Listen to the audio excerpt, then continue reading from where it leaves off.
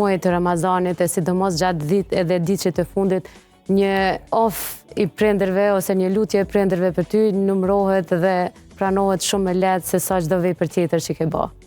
Duhet me gëzu edhe duhet me pas shumë kujdes gjatë gjithë vitit, por ndoshta më nalt të kjo pjesa e...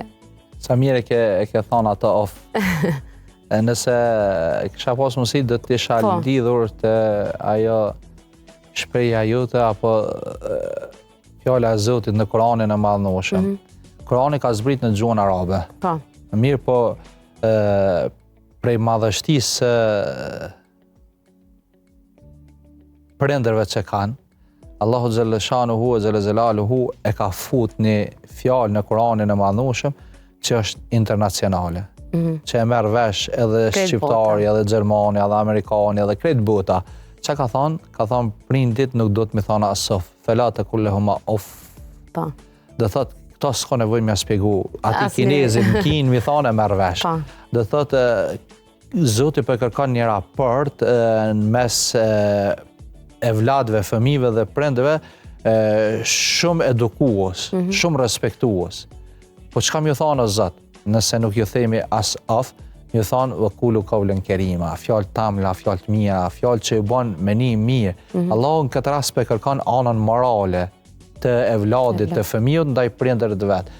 Dhe normalisht, kur prindin ndihet mirë, ka mu lutë për djalin apo për vajzen. Dhe pa dyshim që ndërdoat që nuk kthehet mbrapa të Zotit xhaleshanuhu xhelaluhu, është lutja e nanës edhe e babës. Jo rastisht ne kur e shiqojmë njerin se ka arrit në karrierën e tij, në pasurinë e tij e kështu me radhë, i themi të paskauru nana, apo të paskauru baba, prindit. Pse?